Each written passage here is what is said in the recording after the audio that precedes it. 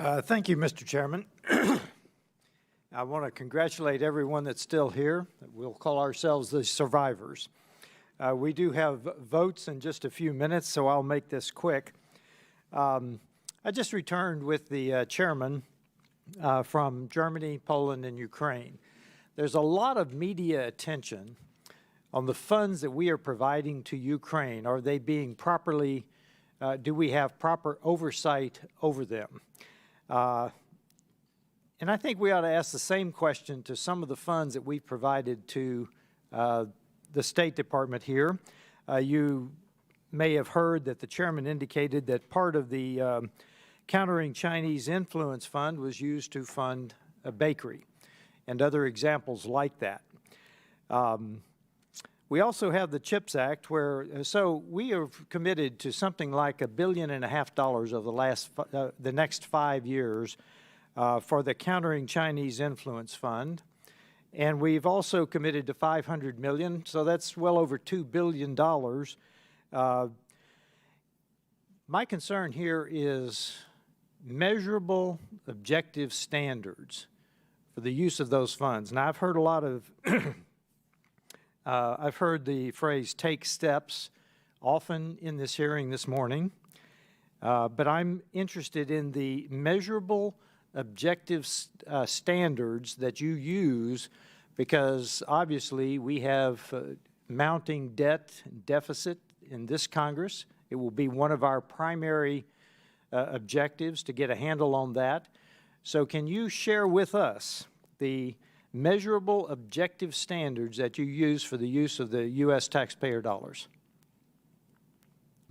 Congressman, thank you for your question. I first want to thank Congress for providing these funds. We think that Countering the PRC Influence Fund is a very powerful tool. It's something that is used to counter Chinese influence globally. There have been more than 100 projects approved over just the last 2 years. I'd have to come back to you, Congressman, if you're looking for more details and more instances of success. But I do know that through these programs, we've been able to influence countries to resist Chinese attempts to get them to sign on to their 5G, for example. It's also been used to make sure to highlight the issues involved in forced labor, products produced using forced labor coming out of Xinjiang. But I'd be happy to take that back. But we think it's a powerful tool. It's one that we take very seriously and that we use, we think, very judiciously and effectively. But I'd be happy to take your question back to come back in more detail, Congressman. Thank you. I'm not looking for success stories. I'm looking for the measurable objective standards that you use as the guidelines, the guide rails for the use of these funds. And since I do have some time remaining, something that we've not addressed today that I'm very surprised has not been addressed is what are the diplomatic actions that you're taking against the Chinese basically annexing waters well beyond their international waters in the South China Sea? Because that is, in my mind, a dangerous precedent that we are allowing to happen. So what diplomatic actions are you taking against that? Thank you, Congressman. Another very important question. We are deeply concerned about Chinese activities in the South China Sea. Many of their activities and many of their positions have no basis in international law. I would say we're doing three primary things, both on the diplomatic and the military front. First, diplomatically, we're engaging with partners across the region to make sure that we all stand up for defending international law. We stand up for freedom of navigation, freedom of overflight. We ensure that when countries make their claims, that those claims are based in international law. And it's through that diplomacy, we also point out many of the destabilizing actions the Chinese have taken, including harassment of other countries, of their boats, of their fishermen, and the illegal reclamation that they've carried out in the South China Sea. Secondly, both the State Department and the DoD have very significant programs to build the maritime capacity of our partners in the South China Sea, building their maritime domain awareness, building their security capabilities so they can understand what is happening in their own waters, better deter threats posed by China, and also ensure that they have access to the minerals in their waters to which they're rightfully entitled. And then thirdly and finally, we support the operations of our colleagues at DoD who regularly exercise both presence operations and freedom of navigation operations to make sure we demonstrate that the United States of America will fly, sail, and operate everywhere that international law allows, and that other countries should enjoy those same rights. Those are the top three activities, sir, that we're carrying out in the South China Sea. Thank you. I yield back. Thank you, Mr. Self. Gentlemen, again, I really appreciate your time in coming today.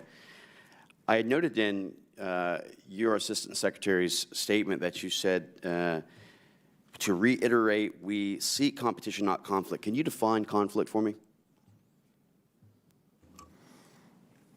Well, yes, sir. What we're referring to there is we welcome competition. We think that's healthy. That this is what we do as Americans. What we don't want to see is some kind of a miscalculation that veers into conflict, potentially military conflict. That is what we're seeking to avoid, and we're trying to make clear competition does not equal conflict. No, understood. So your definition of conflict, though, is from the kinetic element. It is not discussing the economic, resource, cyber, and other types of malign activities that the PRC and the CCP are engaged in currently.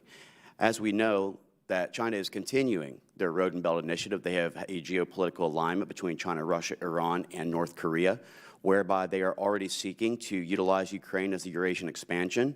They're taking over Mariupol and the waterways, Africa, Oceania, recreating the maritime Silk Route in an attempt to try and cut off Western Hemisphere supply chain, while simultaneously controlling the ports, as we talked about, and the waterways, as Ms. Salazar discussed in Panama, which would essentially cut off all of our supply chain. Now, in addition to this, we also know that they are continuing to buy in the billions, farmlands and other areas around our military bases, and we continue to see where they're utilizing billions of dollars in intellectual property theft from American businesses. They are continuing to try and utilize surveillance and espionage techniques. So do you not determine that that is, in fact, conflict? Congressman, I would say that we share your concerns over many of the activities that you. But the question is do you consider that conflict? The way that we have used conflict in the way that I've defined it a moment ago is do you consider that to be kinetic. conflict, or do you consider that to be in any way a conflict from them to us? What I consider that to be are unacceptable steps that pose a threat to our national security and other interests to which we are responding proactively on a daily basis. Understood. And just to stay on the topic of unacceptable, you did talk about the egregious and unacceptable human rights abuses that are across China. We know exactly what they're doing with the human rights abuses against the Uyghur. We know that they are illegally doing organ harvesting, that they have denied Hong Kong of the one country, two system framework, that they are in conjunction with Iran and Russia from an economic support perspective. Why is it that you don't view decoupling an adversarial nation that is out to try to eliminate the U.S. dollar from the global currency and remove us from being a superpower? Why would you not advise that that's good to decouple? Well, Congressman, again, as I hope we've made clear here today, excuse me, we have deep concerns across a whole range of activities, including several of which that you have outlined, and we are responding to them forcefully. But our policy is not to pursue decoupling. Our policy is to respond to those and counter those behaviors in the way that we think best serves American national interests. Do we, as America, determine that Iran, we labeled them as a state sponsor of terrorism? Is that correct? That is my understanding. So what would you call then the nation who actually helps to support and fund in a proxy utilization? What would that country then be? Would that not also be a state sponsor of terrorism? Again, Congressman, I've tried to outline here that where we have concerns with Chinese behavior and actions, we've taken resolute steps Sir, I'm to just respond asking to a them. simple question, which is that we already have defined that Iran is a state sponsor of terror. If another nation is in conjunction supporting that state sponsor of terror, does that not then also lean to them doing the same? I'll just say, Congressman, we'll respond to the actions of China that are of concern to us, and we'll do it in a way that supports our national interests. No, that's understood. And again, our national interest seems to be on the ideas of what is economically beneficial. Can I ask a question to you, Mr. Schiffer? How much money does USAID invest in China? We don't invest any money in China.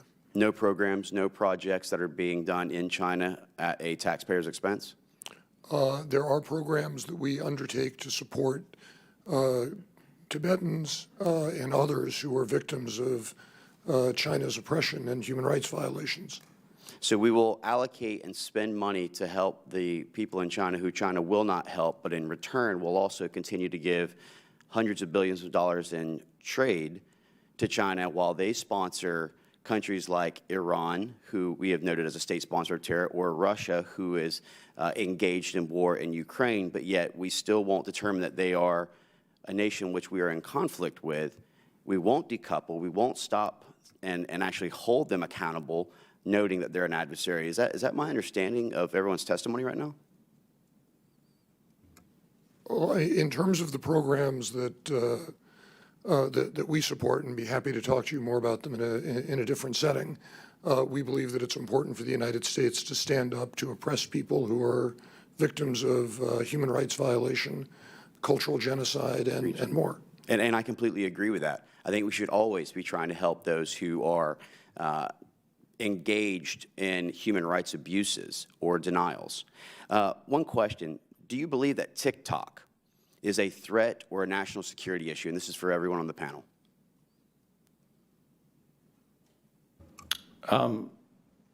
Congressman, on your previous question, I would just say, obviously, we're taking a range of resolute steps that we've outlined here today to advance our national interests and push back on concerning Chinese behavior. On TikTok, I think you're aware that we've banned the use of TikTok on all U.S. government devices.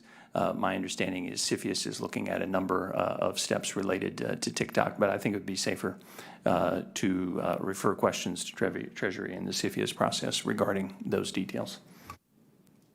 I would also say TikTok is a threat, and like Secretary Crittenbrink just said, CFIUS is adjudicating that process right now.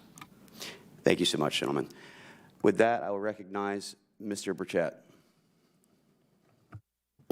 Thank you, Mr. Chairman. It's Burchett, but close. I appreciate it. Hey, it's close enough, all right? Yeah, it's close enough.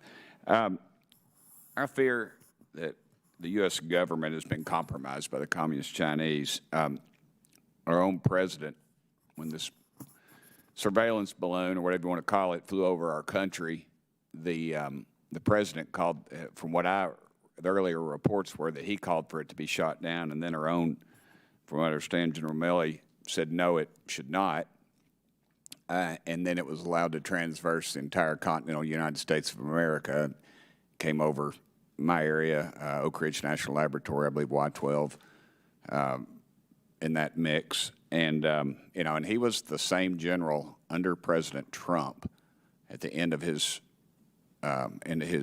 presidency that actually spoke with the Chinese, apparently, unbeknownst to the White House. And this is the same man who is telling our president not to shoot this thing down. And Leon Panetta, former CIA director, former chief of staff under Obama, I saw him in an interview, and he said he would have shot it down over Alaska. I say that just as a preempt, doesn't have anything to do with my questions, but it's something I think that needs to be said. But Secretary Estevez, I'm concerned about the possibility research conducted at ORNL, Oak Ridge National Laboratory, which may result in matters of national security, could fall into the Chinese Communist Party's hands. And I know Oak Ridge is part of the Department of Energy, but does the Department of Commerce have export controls in place to stop this from happening? And I believe they're calling for votes. Is that correct? Yeah, I'm good. Okay, go ahead, brother. It is a better question for the Department of Energy. I doubt that Oak Ridge is exporting anything to China, but we certainly have controls around nuclear, nuclear goods, nuclear-related items going to China. Full stop. Okay. Secretary Crittenbrink, did I say your name right, Crittenbrink? Yes, sir. Okay, I got it right. Thank you. They can't get Burchett right, but we can get Crittenbrink right. I know y'all woke up this morning and thought, gosh, we're getting to go to test top for Congress. This is going to be great. There are many researchers at Oak Ridge National Laboratory with ties back in China. And these people are very loyal folks. They're good folks. But what is being done to protect these researchers and their families from Chinese Communist Party influence? From what I understand, that people will get approached, not necessarily at Oak Ridge, but they could get approached and they'll say, hey, you got family back here. Basically, they imply they're going to disappear, which is greatly within the possibility of Communist China. Is there something to be done about that? Is there something we can do about that? Congressman, thank you for your question. I will have to take that back because I don't know the details of that program, but I'm happy to take that back. And Would you please provide do, an answer. not just use the usual? sir. I realize it's the 435th most powerful member of Congress. I'm not at the top of your list. No, but no, sir. I'm but I happy would to. appreciate Could it. I respond very briefly on the balloon as well? And I had Yes, the sir. opportunity to mention earlier, Congressman, we detected, we tracked the balloon. President ordered that it be taken down, and that was done as soon as it was determined it could be done safely and not in a way that rained debris down, potentially on top of the heads of American citizens that could have injured or killed them. I would also say that at the President's direction, we took a number of steps to shield ourselves from any vulnerability from that balloon. We learned a lot from that balloon by tracking it, and we're going to learn even more now that we have taken it down and recovered the debris. Yes, sir. I fear that with it dropping in salt water, the electronics would be fried. And also, since it, it could have been dropped in Montana, the Democrat U.S. Senator from there even said it should have been dropped there. I said this jokingly, but it's the truth. You dropped it off the coast of Myrtle Beach, you're more likely to hit some guy with a mullet and a tie-dyed T-shirt riding in a shrimp boat than you were to hit somebody in Montana. I mean, you've got all these computer models, and you can tell us where stuff drops.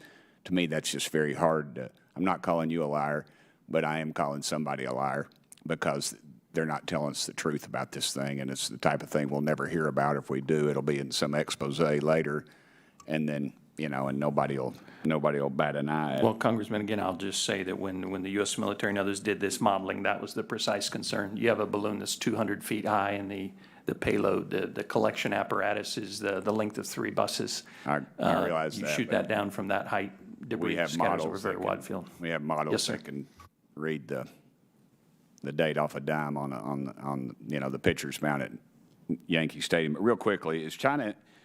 I know China's involved in the fentanyl crisis. Is the State Department doing anything to combat that? And I'm out of time, I realize, but if you can just answer that. Yes, sir.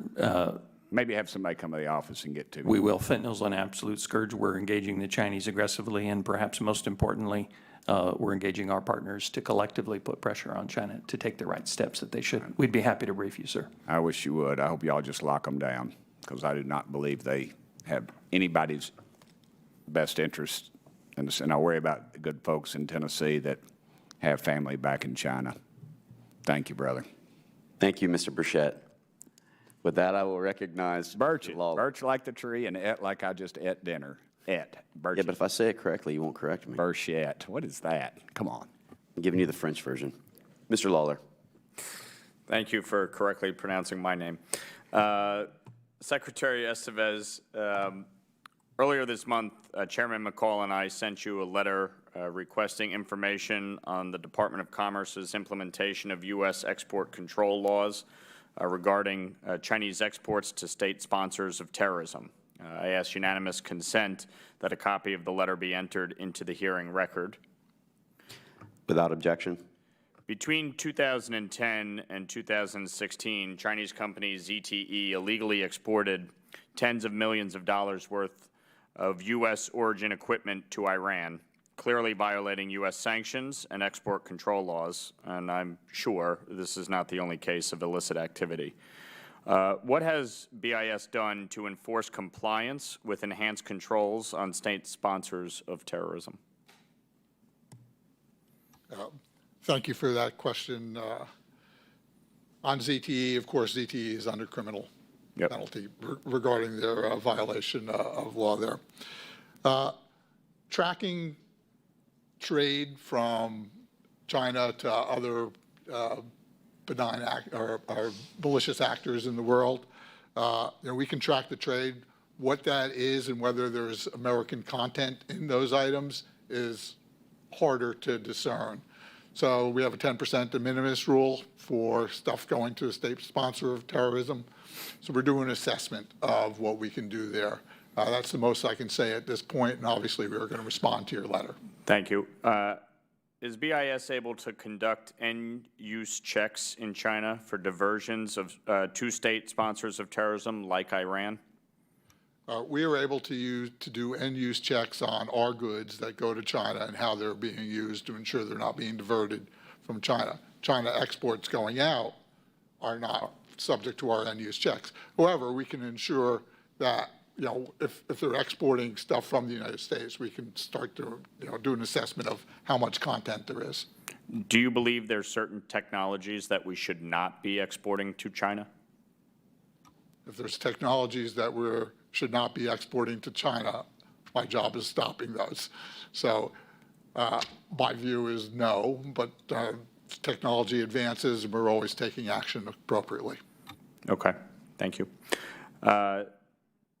Secretary Kritenbrink, I am deeply concerned with recent reports that China may be sending ammunition and other military equipment to Russia in support of its war against Ukraine. How is the administration working to prevent this arms transfer, and how would the administration respond if a deal goes through? Congressman, yes, you're right. We are deeply concerned that our understanding is China is considering taking steps to provide lethal assistance to the Russian military in Ukraine. We have not seen them take that step yet. We've tried to signal very clearly, both in private in Munich and then publicly, our concerns. We've talked about the implications and the consequences if they were to do so. And we also know that many of our like-minded partners share those concerns. So I think we've made that very clear. And if I could, Congressman, for dual-use items that are part of our sanctions package, our export control package that we and 38 other nations have put on regarding support to Russia, we have put 12 Chinese entities on the entity list for providing support to Russia. Thank you. As we all know, the CCP has been conducting vast espionage operations in our country for years, long before this most recent episode with the Chinese spy balloon. What specific steps is the administration taking to counter China's espionage efforts over the past 2 years? Congressman, I think it would be safer if I take that back and have colleagues in the intelligence community brief you in a classified setting. That would be great. Thank you, sir. Lastly, how is the administration working with the ASEAN countries to push back on China's militarization of the South China Sea? Yes, sir. Well, I'd say a couple of things. First of all, our engagement with ASEAN, the 10 countries of ASEAN, soon to be 11, is really vitally important to the United States. Collectively, these countries form the world's fourth largest economy, and with 650 million people, our collective 1 billion people, I think, have a bright future together. But specifically with countries in ASEAN, and especially the subset of ASEAN states who are South China Sea claimants, we do several things. We're engaged with them diplomatically to make sure that they and all countries promote the peaceful resolution of disputes, the respect for international law, including international maritime law, and that we work diplomatically to preserve freedom of navigation and freedom of overflight. Secondly, we are providing both the State Department and DOD a great deal of assistance to build these partners' maritime capacity, including their maritime domain awareness capacity and defense capacity, so they better understand what's happening in their waters. They can better deter China and others from violating their rights, and they can better secure the minerals in their waters to which they're entitled. And then third and finally, we work very closely with our partners at DOD, who on a daily basis are, through their presence operations and freedom of navigation operations, demonstrating that we'll fly, sail, and operate anywhere international law allows, and every other country should be entitled to the same right. Great. Thank you. I yield back.